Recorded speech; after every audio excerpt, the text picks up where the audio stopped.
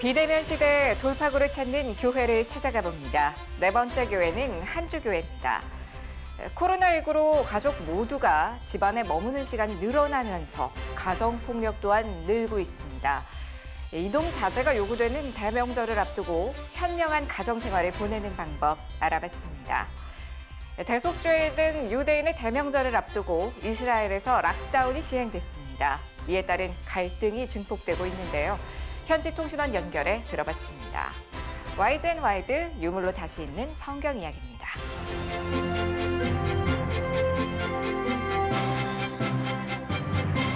안녕하십니까. CGN 투데이입니다. 첫 소식입니다. 코로나로 인해 서로 자유롭게 만나지 못하는 상황이 계속되고 있지만 성도들이 비대면 예배, 소모임에 적극적으로 참여하는 교회가 있습니다. 비대면 시대 돌파구를 찾다 네 번째 순서로 한주교회를 찾아가 봤습니다. 조준화 기자입니다. 마우스 버튼으로 화면을 클릭해 한쪽 방향으로 돌려봅니다. 그러자 화면이 360도 회전하며 설교하는 목회자의 모습부터 예배드리는 성도들의 모습까지 현장감 있게 보여줍니다. 코로나 이후 이처럼 다양한 장비를 활용한 예배 시도들을 살펴볼 수 있습니다. 서울 중랑구에 위치한 한주교회 김태훈 담임 목사는 비대면 환경 속 목회자의 미디어 활용을 선교사의 현지 언어 사용에 비유했습니다. 비대면 상황에서 소통할 수 있는 언어들을 배울 필요는 있다고 생각을 해요. 근데 그 언어가 예전처럼 어려운 게 아니라 세상에서 제일 높은 산이 어디냐? 문지방이거든요. 그거 넘기가 어렵듯이 몇 번 클릭하면 충분히 가능하다는 거. 최근 김 목사는 교회 친구 다모여에서 개최한 2020 언택트 교회 사역 세미나에 참여해 몇 번의 마우스 클릭으로도 소모임 등 목회 활동에 필요한 콘텐츠를 쉽게 만드는 법을 강의했습니다. 김 목사는 성도들에게 콘텐츠를 잘 만들어 보여주는 것보다 성도들의 참여를 이끌어내는 것이 무엇보다 중요하다고 강조했습니다. 많은 교회들이 뭐 줌으로 한다, 또 아니면 뭐 이런 방식으로 한다, 그럼 보세요 그러면 참여하는 방법을 잘 모르시는 거예요. 예배 드릴 때 또 소그룹 모임, 그리고 가정 예배, 매뉴얼을 만들고 거기에 떡과 잔을 교회에서 제공을 해줘요. 이때 떡과 잔이란 매뉴얼을 바탕으로 성도들이 다 같이 참여할 수 있도록 하는 5분 메시지, 찬양 영상 등의 컨텐츠를 말합니다. 성도들의 참여 여부는 성도들이 교회에 남고 떠나고를 결정짓기도 합니다. 내가 참여하지 않는 곳은 떠날 수밖에 없다. 그리고 그 사람들은 여지껏 참여하지 못했다. 그들이 참여할 수 있는 그런 요소들과 방법들, 그리고 우리 내부의 어떤 과정에 대한 공유, 그런 부분들이 반드시 필요할 것 같아요. 김 목사는 예배 시간 동안 실시간으로 성도들과 소통하는 등 성도들의 참여를 위해 다양한 노력을 이어가고 있습니다. 성도님들이 그 자리에서 답을 올려요. 카톡으로. 그러면 제가 이제 누구는 어떻게 해서 이제 그걸 읽어주면서 이렇게 진행을 하거든요. 놀라운 점이 거제와 부산에서도 온라인으로 참여한 분들이 글을 올려요.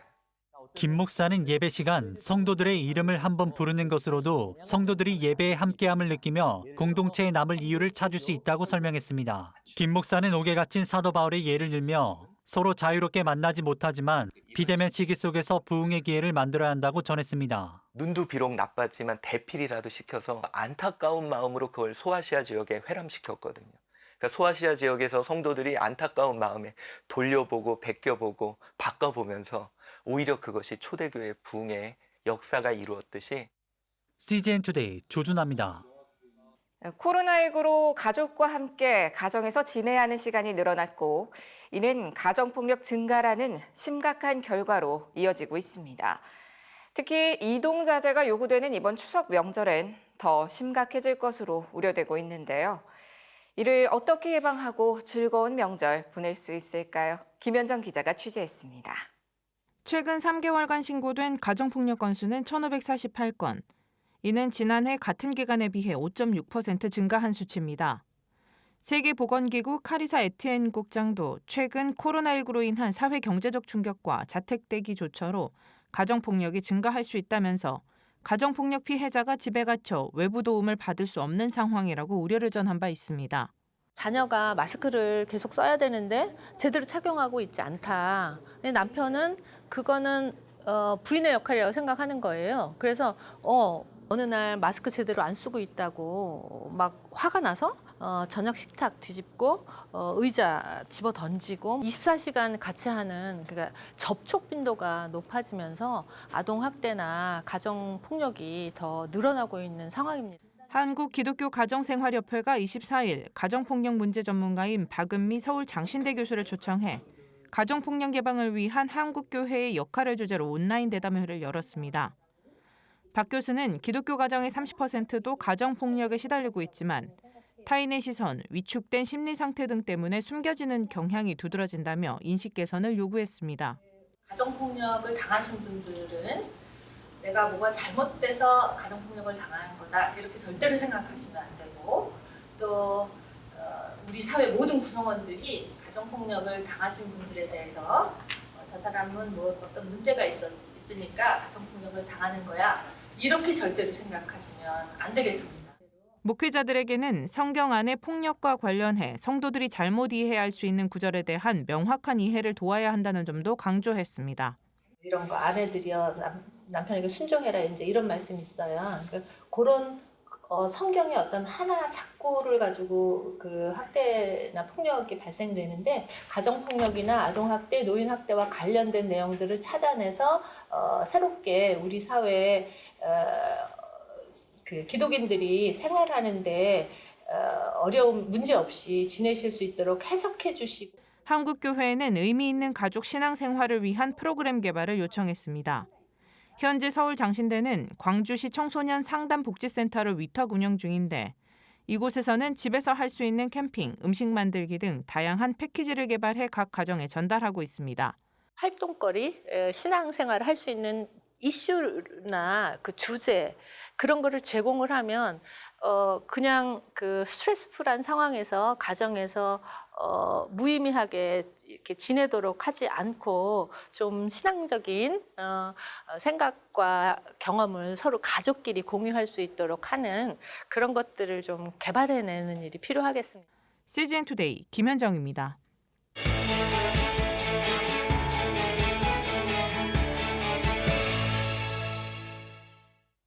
이스라엘에서 코로나로 인한 2차 국가 봉쇄 조치가 취해졌습니다. 특히 이스라엘 정부는 나팔절과 대속죄일, 초막절이란 유대인의 큰 절기들을 앞둔 상황이라 이 모임들을 통한 집단 감염이 일어날 것을 크게 우려하면서 귀추를 주목하고 있는 상황인데요. 현재 소식을 이스라엘에 나가 있는 이갈렙 통신원 연결해 자세히 들어보겠습니다. 이갈렙 통신원. 네. 현재 이스라엘의 코로나 확진자 수와 감염들은 어떤 상황입니까? 예, 지난 2차 봉쇄 조치 직전까지 일일 확진자가 거의 5,500명에 달하는 수준이었고, 검사 수 대비 감염자 비율이 거의 10% 수준까지 육박했었습니다. 그러나 봉쇄 조치 이후 9월 22일 하루 동안 6,821명의 확진자와 감염률은 11.6%에 달할 정도로 아주 심각한 상황입니다. 인구 대비당 코로나 감염자 비율은 이스라엘이 UAE 다음으로 전 세계에서 가장 많은 확진자율을 보인다고 알려지고 있습니다. 특별히 절기 기간을 봉쇄 조치 기간에 포함시킨 이유와 그 조치에 대한 유대인들의 반응은 어떻습니까? 네, 실제적으로 팬데믹이 가장 심하게 퍼지고 있는 곳이 정통 유대인 마을과 아랍 이스라엘 마을들입니다. 특별히 정통 유대인들은 초막절에는 각자의 집에 초막을 짓고 그 집을 방문하면서 축복을 나누는 아름다운 시간입니다. 정부 관계자들은 이 기간이 팬데믹이 급속도로 퍼져나갈 수 있는 슈퍼 감염 통로가 될 것을 염려하기 때문입니다. 그 조치에 대해서 정통 유대인 당의 당수인 야콥 리츠만 주택장관이 사임하게 되었습니다. 정통 유대인들의 반발이 아주 심한 것을 보여주는 한 단면이며 국가법과 종교법이 충돌하는 아주 복잡한 장면이 연출되고 있는 상황입니다. 이스라엘이 초기에는 방역 모범 국가였는데요. 이렇게 상황이 악화된 원인이 뭐라고 보십니까? 1차 코로나 발생 때에는 3월 11일부터 4월 1일까지 전 세계에서 첫 번째로 강력한 국가 봉쇄 조치를 취하면서 아주 최소한의 감염자율을 유지하고 있었습니다. 강력한 봉쇄 조치로 인해서 감염자의 수를 최소한으로 유지할 수는 있었으나 자영업자들이나 관광 관련 영업을 하시는 분들에게는 큰 고통의 시간이었습니다. 그리고 맞벌이 부부가 많은 이스라엘의 사정상 학교 수업의 정상화를 위한 요구가 계속되었었습니다. 경제 마비로 인한 손실, 종교인들 간의 갈등, 연합정부의 정치 세력들의 불화, 젊은이들의 욕구불만, 네타냐후 총리의 뇌물수수 사건에 대한 데모 등등 헤아릴 수 없는 많은 문제들이 표면으로 드러나면서 거의 통제불능의 수준으로 가고 있습니다. 앞으로의 전망과 이 사태에 대한 성경적 관점을 어떻게 가져가야 할까요? 무엇보다도 코로나 사태에 대한 국민적 인식과 협조가 필요하다고 봅니다. 아무리 국가에서 봉쇄 조치를 취한다고 하더라도 국민이 따라주지 않으면 이 조치는 실패하기 때문입니다. 국가 위정자로부터 나라를 생각하는 리더십이 먼저 세워져야 국민에 대한 권위가 세워질 것이라 믿습니다. 성경에서 재앙이 오는 경우가 적에 대한 재앙은 하나님의 보호하심이지만 내부에서 일어나는 재앙은 이스라엘이 토라의 가르침에서 벗어날 때에 일어나는 것을 말씀에서 볼 수 있습니다.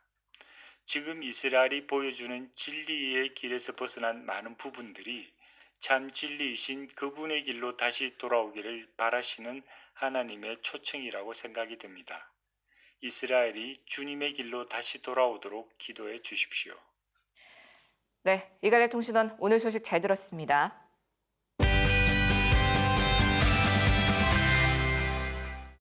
안녕하세요. 저는 세계기독교박물관 김종식 관장입니다. 안녕하세요. 저는 세계기독교박물관 소장 정정숙입니다.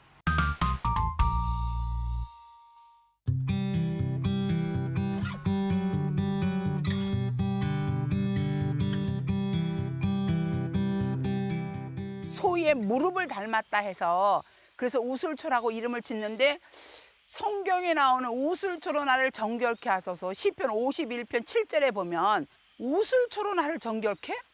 네, 우슬초로 나를 정결케 할 수는 없죠.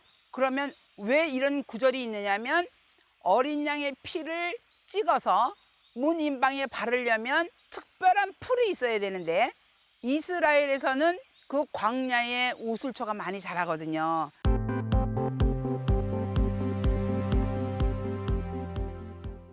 우슬초 그러면 이 허브를 전공하시는 분들도 많이 이렇게 헷갈려 하시는데 사실은 마조람이라고 영어로는 하시는 게 좋아요.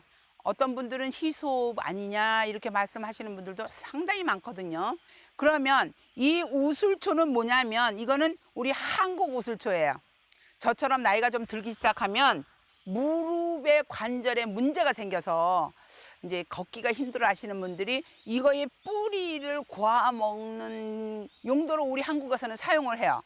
얘는 광야에서 자라는 식물이기 때문에 약간의 아주 부드러운 우리가 이렇게 만져보면 융단, 벨벳 같은 그 정도의 아주 부드러운 털이 있어요. 그래서 이 털을 왜 가지고 있느냐면 광야에서는 뿌리로 물을 먹을 수가 없으니까 새벽 이슬을 탁 빨아들이고 있다가 뜨거운 낮을 견디거든요. 그래서 이 털이 기생을 하는데 이스라엘에서 자라는 우슬초를 여기 가져와 봤어요. 이스라엘에서 자라는 이 우슬초를 가지고 와 봤더니 털이 전혀 없어요.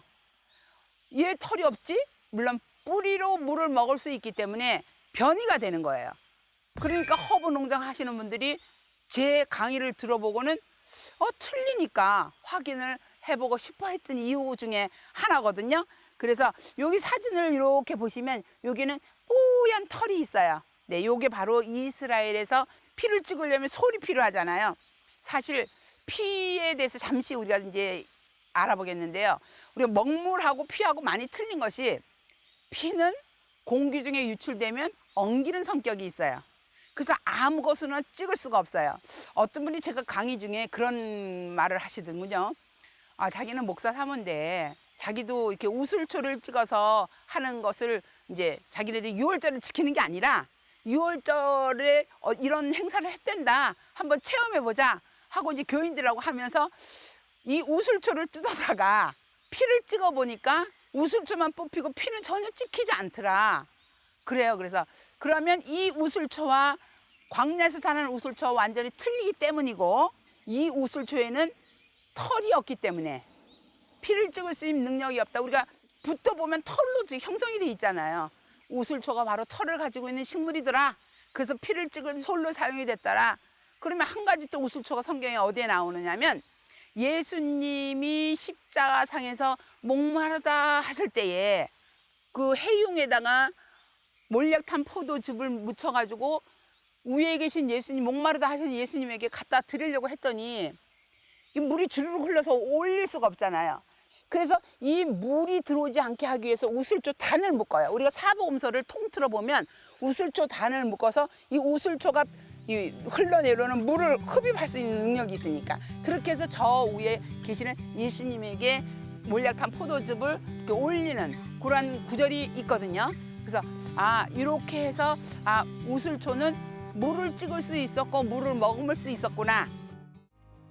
오늘의 단신입니다. 오는 12월 31일까지 낙태법 개정을 완료해야 하는 가운데 태아생명보호시민연대가 성명을 발표해 태아생명보호를 위한 낙태법 개정을 촉구했습니다. 성명에서 연대는 수정 순간부터 독립적인 인간 생명이며 엄마의 모체에서 성장하는 태아는 여성의 몸의 일부가 아닌 독립적인 한 인간으로서 태아의 생명권은 독립된 것으로 아기의 생사를 결정할 권리는 그 누구에게도 없다며 정부는 남녀 공동의 책임을 강화하고 구상권 청구와 양육비 책임법을 조속히 마련하라고 요구했습니다. 코로나19 확산으로 예배 모임이 폐쇄되면서 성경 공부 어플리케이션 사용자가 10배 증가했다고 영국 크리스천 투데이가 보도했습니다. 보도에 따르면 성경 공부 앱 워드고의 사용자가 올해 1월에서 7월 사이 1000% 증가했으며 사용자의 4분의 3은 여성이었습니다. 워드고 앱은 팬데믹으로 사회적 상호작용이 대면적 만남에서 벗어나면서 교회의 공동체적인 면을 성장시켜 나갈 수 있는 좋은 시기가 됐다고 말했습니다. 한국 OMS 선교회가 지난 22일 창립총회를 열고 동양선교의 정신에 따라 자체적인 세계 선교와 전도 구호 사업에 본격적으로 나서게 됩니다. 이날 OMS 코리아 창립총회에서 초대 이사장의 원파련 목사가 추대됐으며 부이사장은 예성총회장 김윤석 목사, 기성부총회장 고영만 장로가 선임됐습니다. 한국소그룹 목회연구원과 서현교회가 격월간 큐티 매거진 찐큐티를 최근 창간했습니다. 최근 코로나로 당분간 교회 출석이 어려운 위드 코로나 시대를 사는 성도의 영적 성장을 위해 제작됐습니다. 찐큐티는 하나님의 말씀을 매일 진짜로 깊이 있게 묵상하고 삶에 적용하는 큐티란 의미를 담고 있습니다. 유관순 열사 순국 100주년을 맞아 그녀를 열사로 키워낸 공주 영명학교와 스승들도 함께 주목받았는데요. 유 열사에게 당대 흔하지 않은 이스라엘 민족의 독립 등을 가르치면서 이웃사랑과 민족의식을 일깨운 건 기독교 선교사였습니다.